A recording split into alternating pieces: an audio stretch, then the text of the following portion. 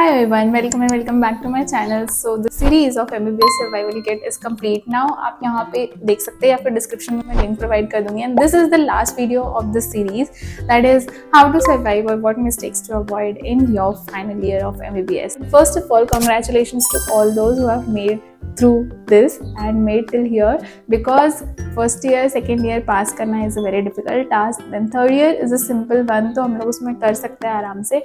But the final green, the final year is the toughest, क्योंकि यहाँ पे तुम लोग को 9 सब्जेक्ट्स हैं अभी के अकॉर्डिंग, तो 11 सब्जेक्ट्स है. ठीक है, तो ENT ऑफ्थाल्मो को फाइनल ईयर में है, तो इतना सारा पढ़ना है within the same span of time. तो yes, it becomes difficult. So let me break it for you. So here are 5 points which you should consider through or during your final year MBBS. The first point is, this is the last dance. So ये एक ऐसा phase है या फिर ऐसा period है जहाँ पे you will get the name, you will get the degree. Like if your name is XYZ, you will get doctor in front of your name. And yes, you have done a lot for it. You have worked so hard for this. आपने 3 साल बहुत मेहनत करी है और ये last आखिरी साल है जब आपको अपना बेस्ट देना है. Yes, because this year deserves it. And yes, इसमें अगर तुम पीछे रह गए ना, अगर इसमें फेल हो गए, तो then it becomes very difficult to catch up later. This is the period where you have to soak in every bit जो तुम लोगों ने 3-4 साल में करी है. So the second point is, you know more than you think. ठीक है, हम लोग को बहुत बार ऐसा लगता है कि यार हमें कुछ नहीं आता, एक बार पढ़ रहे हैं भूल जा रहे हैं. दिस हैपन्स, और ये सबके साथ होता है. It's not only you. ठीक है, तो ऐसा नहीं है कि तुमने पढ़ा है, तुम्हें याद नहीं रह रहा तो तुम छोड़ दे रहे हो. नो, बिकॉज तुम अगली बार जब पढ़ोगे तो सेम सिचुएशन रहेगा. अगर तुम भूल चुके हो फिर से पढ़ रहे हो तो that will be like first time reading. अब फिर तुम्हारा वही सोच रहेगा कि हाँ मैंने तो फर्स्ट टाइम पढ़ा है, मुझे तो आ नहीं रहा है एंड ऑल. तो दिस साइकिल्स कंटिन्यू. तो इससे बचने के लिए एक मात्र है, read it as many times as you can. ठीक है, ज़्यादा टाइम मिलता नहीं है फाइनल ईयर में टू रिवाइज द सब्जेक्ट्स. मैंने ये गलती करी थी कि I watched all the Marrow videos और मुझे लगा मैं नोट से कर लूँगी, एंड देन मैं पूरा मैरो पे डिपेंडेंट हो गई थी. बट जब टाइम आया और थियरी एग्ज़ाम का, तो उतना मतलब मेरे पास पॉइंट्स नहीं थे, फिर उतना मेरे पास नॉलेज नहीं था, कह लो, कि मैं कैसे उसको एलाबोरेट करूँ. हो जाता है बट मुझे नहीं समझ रहा था, एंड मोस्ट ऑफ द लोगों को शायद नहीं समझेगा. तो the third point is, practicals को सीरियसली लो. दिस इज़ द ईयर जहाँ पे तुम्हारे marks will depend on your practicals. ऐसा नहीं था कि पिछले सालों में नहीं डिपेंड करते थे, बट यहाँ पे तुम्हारे स्किल्स पे डिपेंड करेंगे. तो जाओ प्रैक्टिकल में, क्लिनिकल पोस्टिंग्स अटेंड करो, वहाँ पे जैसे बताते हैं वो सोचो समझो और घर पे आके रिवाइज करो. बाय द प्रैक्टिकल बुक्स इस ईयर में लेना बहुत ज़रूरी हो जाता है, और तुम्हें बहुत सारी चीज़ें वहाँ पे परफॉर्म करनी पड़ती है. पढ़ो एंड देन पेशेंट पे जाके परफॉर्म करो, एंड देन तुम्हें आइडिया आ जाएगा कि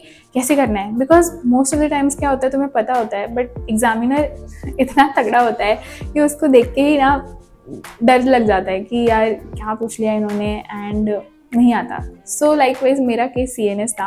उन्होंने मुझे बहुत सिंपल से क्वेश्चंस पूछे थे. लाइक अभी मुझे वो सिंपल लगता है, बट दैट टाइम नहीं लग रहा था, बिकॉज मैं तो फियर में थी एग्ज़ाम के, प्रैक्टिकल के कैसा होगा क्या होगा. तो उन्होंने मुझे सिंपल फेशियल नर्व एग्जामिनेशन, ऐसे छोटे मोटे मतलब ऐसे ही चीज़ें पूछे थे. मैं प्रैक्टिस कर रही थी और मैंने मेरे फ्रेंड्स के साथ किया था, तो बहुत आसान लग रहा था. बट उनके सामने इट वॉज ऑल कन्फ्यूज, सब मिक्सअप हो गया. वाई? बिकॉज उतनी प्रैक्टिस नहीं की थी जितनी करनी चाहिए थी. ठीक है, 1 या 2 बार करने से नहीं होता है, तुम्हें बार बार करना पड़ेगा. मतलब ऐसा कर सकते हो कि एक फ्रेंड पेशेंट बना है और एक तुम वाइवा ले रहे हो या फिर जो भी एग्जामिनेशन कर रहे हो, उसके ऊपर वो एग्जामिनेशन परफॉर्म करके देखो, प्रैक्टिस करो. देन ओनली तुम्हें फाइनल जब एग्जाम में जाओगे तो वहाँ पे परफॉर्म करने के लिए आएगा. Let's talk about the fourth point, the importance of the mini subjects.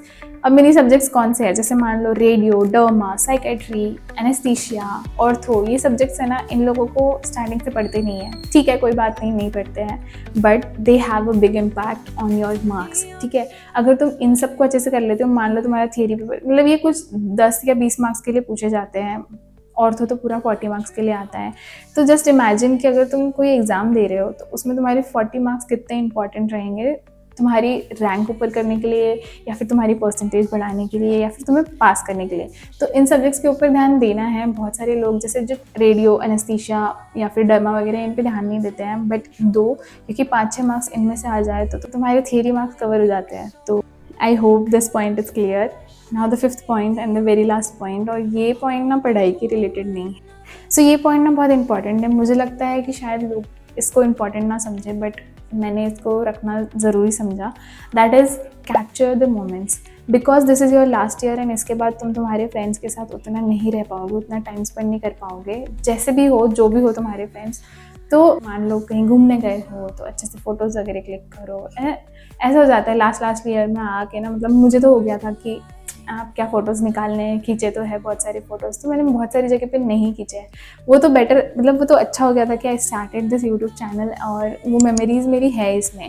And whenever I watch those videos now, तो मुझे एकदम ऐसे फ्लैशबैक हो जाता है, पूरा नॉस्टैल्जिया हो जाता है और याद रहेगा कि कैसे मैंने फाइनल ईयर MBBS सर्वाइव किया था।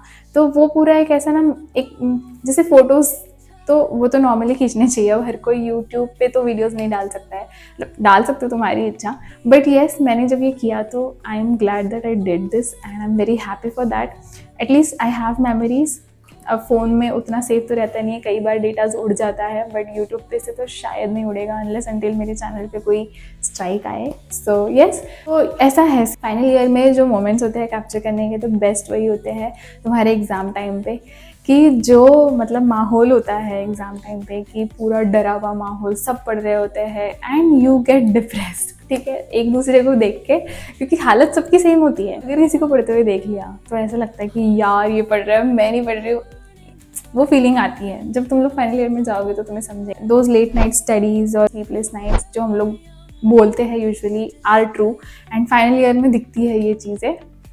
So yes, these are the 5 points which you should remember, you should consider while you are in your final year of MBBS, and that is it। ये सीरीज़ का last video था।